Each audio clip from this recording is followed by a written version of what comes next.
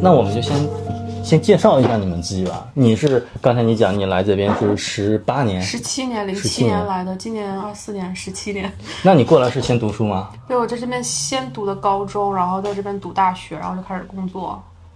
工作你现在好像是做招聘相关的工作是吧？对，我是从那种中介开始做，然后之后就是在那种企业里面做招聘。那你在这边学的啥呀？我在这边学的是商科。学的商科跟你这个做招聘是对口的吗？也不能说完全对口，因为就是 HR 它是商科里面会学到的东西，然后它里面还会学什么 finance、accounting， 就其他这些东西。那您介绍一下，您是来这边也是读书过来的是吧？我研究生读的是 MPA 公共管理 Public Administration， 然后毕业之后先在一家 NGO 里面做了半年，那个 title 是 Data and Policy Analyst， 然后呢，很幸运的半年之后就拿到了曼省政府的工作，在温尼伯，我在那边工作了2年多的时间，然后上一年的9月份来到渥太华的联邦政府做Policy Analyst。然后今年的9月份就是这个月，很幸运的拿到了的工作，然后做 specialist， 他是在团队里面的，主要是帮助去做研究啊，做决策、写报告啊之类的。以你们找工作的经历来说，你们觉得现在来加拿大读什么专业，目前还是能找得到工作的？护士跟医生永远吃香，还有药剂师这种，还有法律其实也不怎么好找工作。对，我是读法律的。法律我觉得法律有一个问题，就是它很多用词啊什么，如果你没有，就是如果是你母语的话，会很容易很多。对。所以你们现在的建议啊，就是在加拿大读书就是医护相关的。我觉得也不一定，我觉得你读书肯定是要看自己喜欢什么。你不能这么说嘛，就大家喜欢，就比如说现在在跟我们拍摄的这位哥们儿喜欢摄影，他学完了之后，你觉得他找工作在这个市场，现在的就业市场能找到相关的工作吗？摄影这个对自己有信心。摄影这个比较适合做兼职，就做自己的自雇是吧？自己给自己当老板这种。对。但是你要把它作为一个 full time 的一个职业，我感觉有一点难度，因为你要想，这里其实绝大部分都是外国人为主，华人其实是占很小的一个 population。你怎么样去拓展市场？除非你英语很厉害，你能够接外国人的单。对。但是在这种情况下，我觉得你不一定会比外国人开的那种 studio 更有优势，因为他们的networking， 他们认识的人比你们多，他们在这里更有历史跟基础，你怎么样竞争得过？所以这就是我说的，选专业也很重要，不是说你感兴趣什么就去读什么，读完了之后可能就是真的是找不到工作。那我们既然这期是聊的找工作，那我们就从头开始聊如何去准备找工作嘛。那最开始肯定就是准备简历啊，就是你们在我们准备简历的上面，你们觉得有什么建议？就是我们应该往哪个方向去写？我可以提出一个小 trick， 就是最好100%去还原他那个 job description，就是每句话他用什么词用什么句，你就尽量就是把它 copy paste。就比如说他的招聘需求有5条，1、2、3、4、5，然后你就针对每一条都回答一下，是吗？那就等于说你投一个工作岗位就需要做一份简历。如果你想如果你想你的成功率高点的话，是可以这样。但其实如果你要找的工作就非常的相似，你会发现它那个 job description 都长得差不多，而且现在最好的建议就是善用 AI， 用 AI 让 AI 去帮你写简历。就不是说让 AI 完全100%帮你写，是让 AI 帮你去润色，然后根据它的 job description， 然后去就是改你的这个简历，然后这样的话其实会很省事。对，这是一个比较好的技巧，就是把他那个招聘的需求给输进去，然后再把你的简历也给放进去，让他给你进行修改，是吗？筛选简历都是有 AI 的，就系统筛选，因为我们每天就是收到几百封，不可能每一封我都自己去看的，我就是基本上比如说我要一个关键字，我这个人一定要会什么什么东西，我就会去搜那个关键字，没有这个关键字的简历我是看不到的。你甚至就都不打开的，就是直接被 AI 因为我过就比如说我不是说 AI 过，就比如说我在它那个有一种搜索方法，就是说我要去搜，现在我有500封简历，我要搜它这上面有比如说这个我设定的这个关键字，这也是我们这个职位需要的这个技能是必会的。如果他这个简历上没有出现这个关键字的话，他系统后台其实是不会被筛选出来的。而且就是我不是给 Indeed 做广告，是因为我那天正好参加了 Indeed 这个会，然后它上面就 Indeed 它自己就是有这个功能，把你的一些，比如说你之前的简历放进去，它 Indeed 也会帮你去改一些什么，包括 LinkedIn 它其实都有这些功能。那在简历上有什么忌讳的东西？就是说不能，这边我知道年龄是不能放进去的，是吧？不能放年龄进去的，对吧？没有说不能就没有必要吧？不是，这边是不就是照片、年龄这些东西都是不能要放是吧？上去。对。那还有什么其他忌讳的东西？就是这个东西不能算是忌讳，就不要透露自己具体的家庭住址，然后用的邮件就不要用，就最好跟比如说银行这些东西分开，因为现在诈骗太多了。就是你留的邮箱不是你常用的邮箱是吗？最好就是专门找工作的时候建一个邮箱，因为现在通过找工作诈骗的也很多，所以就尽量就是说保护一下自己。那在简历上你们就是还有什么其他的建议和想法？可以私聊我们。对，你们收费项目是吗？你们是可以帮忙修改简历的是吧？是的。OK， 我们可以帮忙修改简历啊，改 cover letter 啊，广告时间，广告时间，对，都可以来小红书找我。对。OK， 广告结束。那下一步就是你简历准备好之后，就是往哪投的这个问题了。你刚才提到，就 LinkedIn 也很好用，是吗 ？Indeed 也很好用。对，在加拿大这边就是主要是这两个网站，然后你是找政府的话，就去政府官网。那主要就这几个途径，然后还有就熟人社交是吗？对，熟人这种，然后就是你同学校的，比如说学姐啊，这些学长这些东西都可以去，然后或者是你比如说你特别喜欢某一个公司，然后就去他们那个公司上面官网上面去投。然后投到简历之后，接下来就是下一步应该就是那个你的企业会给你发邮件是吧？会让你要笔试啊或者面试，是这个流程吗？政府是需要笔试，但是有一些私企可能就直接面试。我们就直接面试，最多3轮。对，最多3轮就过了。三轮是指就是面试是一个什么流程？就把所有人都叫过来啊，还是就1对1？反正我们有线上面试，有线下面试，然后一般就是跟招聘经理，然后就跟他上面那些 director 面试，然后之后可能再跟另外一个 HR 再去面1轮这种，但这个东西不是说完全一定的，有的经理他们面1轮就可以了。那你们政府工作是？我们一般是只面1轮，对，面1次。然后那些panels 会有hiring manager， 然后会有一个 HR 在旁边看着，然后那个 manager 一般还会带另外一个同事，一般那个同事会跟你合作的比较多，在旁边，然后问问题呢，就是他们一个一个轮着问。对。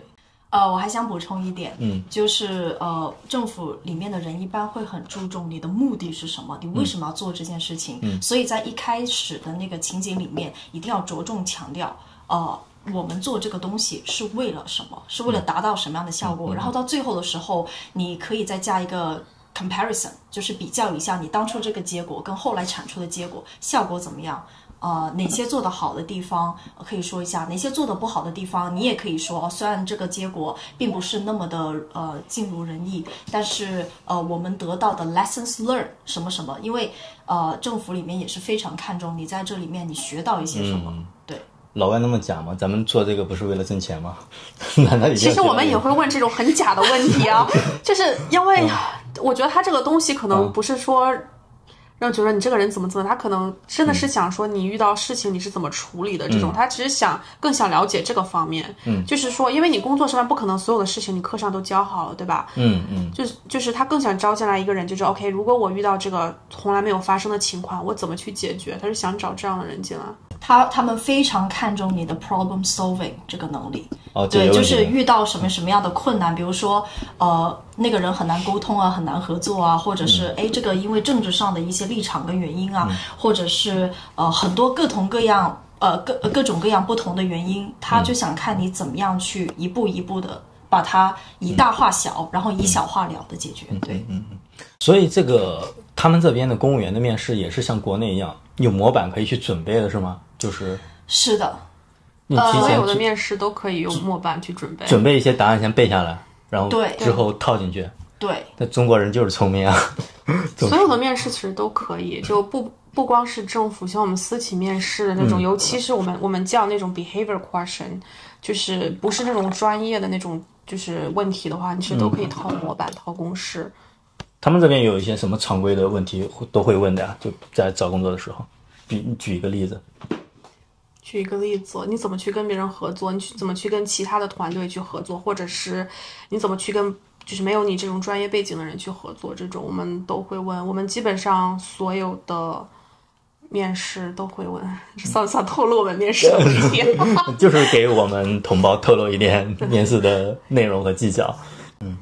你们在找政府工作的时候有什么固定的问题会一定要问的吗？当然有了。首先第一个也是他们最看重的就是你 research 的能力，你研究、做研究、做数据分析、做 qualitative quantitative analysis whatever。还有就是你怎么样去写那个 briefing note。briefing note 是什么？就是类似于那种公文。对，就是你有没有这样的经历？你当时是你的思路是怎么样的？你的前期准备，然后后期是怎么样的？然后还有其他的问题，我就不多说了。想知道的话，可以在小红书上面联系我私聊。你之前都是自己去网上收集一些信息，然后来准备这些东西吗？还是说你有什么特殊的方式途径去准备？我会在网上搜一些，但其实大部分都是根据我自己的实际经历去撰写的，因为我的工作本来就是做这些。还有一点我想强调的就是在面试中最好就是强调你在这个过程中你发挥了什么样的作用，你做了一些什么东西，以及你做这些东西给这个 corporate 带来一些什么样的 values， 什么样的影响。政府是非常非常看重 impact 影响这个东西。对。我觉得我已经透露很多了，但是有更多的话可以继续小红书上联系我。这个东西哪个公司都会，我们面试的时候我们就会问你做这个东西。就我们面试的时候常常让这个就 candidate 说你回答问题一定要 start 这个方式去回答，因为我们不光要知道你做了什么，还要知道你做了之后带来了哪些结果，这个结果其实很重要。什么叫 start 方式？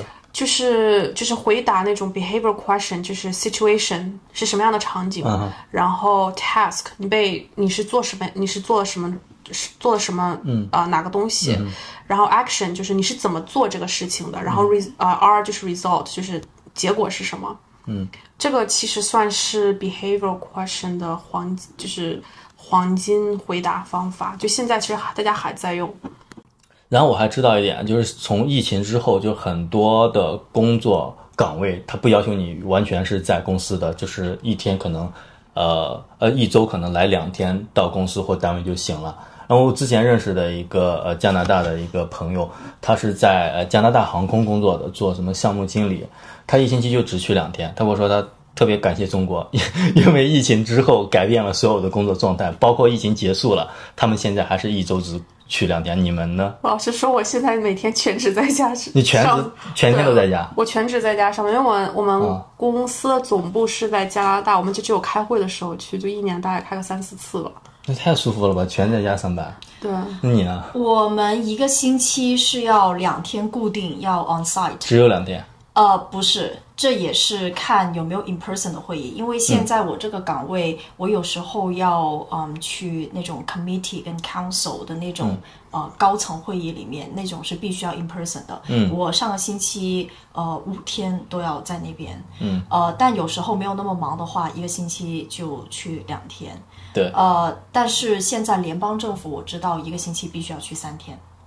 就是你们觉得在加拿大这个社会环境下，作为华人，我们就是能达到高层的概率高吗？很低，特别是在政府。可能在 tech 跟私企会高一点，但政府真的很难。那你们觉得就是限制华人达到高层的，我们的这个限制的短板是在哪里，导致我们没有办法往上爬呀？语言跟文化，这是2个很大的壁垒。首先，因为我现在工作的地方基本上全是白人，只有我一个是中国人。我就很能够强烈的感觉到平时他们是不带我的，当然他们不是那种故意要排挤你，他们就是自然而然的聊天的时候，或者是lunch break 的时候就不带上你，而且很多时候你作为华人确实也插不上话呀，聊什么家庭啊、孩子啊，什么聊冰球啊是吧？对啊，我什么们不感兴趣运动啊、电视剧啊、对音乐啊什么的，我什么都没有，我怎么插得上话？对，很多时候我只能在旁边自己默默的做自己的。还有就是，还有那个 sense 很重要，比如说白人就是同种族之间，他们会有一种微妙的感觉，就是别人一个眼神、一个动作，你不用说话，我就大概知道，我就猜到你内心在想什么了，就那种官场上很微妙的磁场。但是这种的话，其实中国人是很难感觉到的，除非你在这里已经有很多年的工作经验，你跟很多人打了很多交道，而且你很可以融进去，你的语言可以表达得非常清楚。我觉得对于一个英语非母语的中国人来讲，真的很难，除非你是在这里长大的 CBC。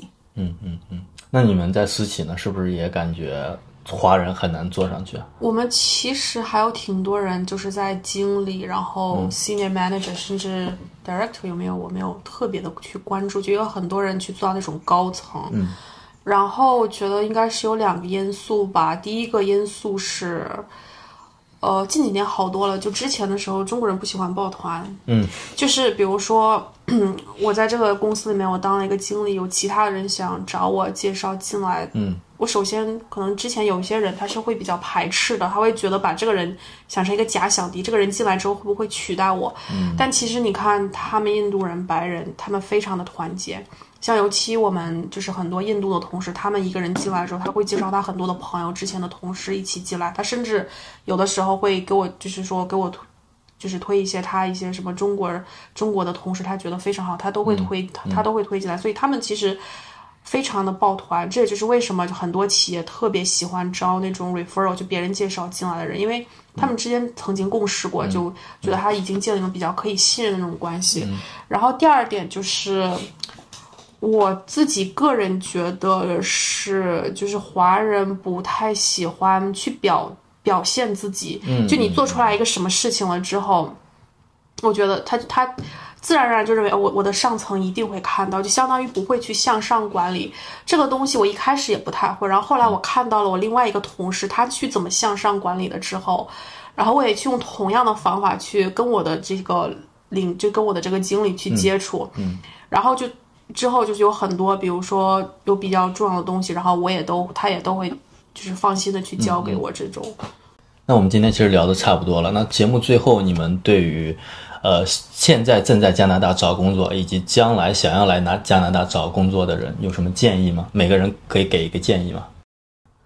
首先当然是要先看你对什么感兴趣，就是说哪怕你知道这个专业出来之后很难找到工作，你也愿意去devote into it 或者是 dedicate，那你可以选择。如果你是比较现实主义者，我很考虑这个 return rate，我很在意就是我毕业之后能不能拿到一个高薪。那我建议你要么就是读护理、护士这方面的，因为其实我之前有一个朋友，他是在美国读那个护理专业，然后过来的，然后现在他要回美国了，他一年是可以赚20多万美刀。哦，那相当多啊。对，就是护士护理，包括就是可能就是在老人院里面要帮忙擦身子啊，处理一些脏东西啊，对。但是其实说实话，我这个朋友他对这些是很有兴趣的，他非常热爱，他就觉得我为我这个职业感到很光荣。当然我一开始我选这个行业也是我很想在政府工作，因为说实话我未来的目标是我想去联合国。所以我才选择了 MPA， 我要先在政府里面积累一些工作经验，然后以后再去我想去的地方。对，首先兴趣爱好是很重要的，其次就是看你有没有这样的一个财力以及能力，可以支撑你在这个 career 走得更远。对，你是理想主义下面的现实主义是吗？对。那您有什么建议吗？我能想到的是，第一个就是善用科技，然后把科技融合起来。就很多人都说 AI 了之后会不会它取代人类，但是就我们那天在参加这个Indeed他那个会的时候，他说会用 AI 的人会取代那些不会用 AI 的人。这个其实是很重要的，就是在现在科技发展这么快的情况下，每个行业，比如说你在法律上面，其实你也可以应用到 AI。比如说像我工作的时候，每天都在使用 AI 帮我做一些东西。所以就是说一定要能够知道怎么运用这些工具，然后让提高自己的工作效率，或者是提高自己这个工作能力，其实很重要。然后还有一点就是，现在很多公司它不会单一的去需求一个人，他只会 A。他 A 这个技能，他更多的是希望这个是一个复合型的人才，就说这个人他除了有他专业的背景之外，他还可以说带一些，他有其他的一些我们可以说 soft skills 这些技能，然后帮助他在这个职场上面。 OK， 大家没有其他建议了吗？好，那就感谢各位，感谢，谢谢。谢谢。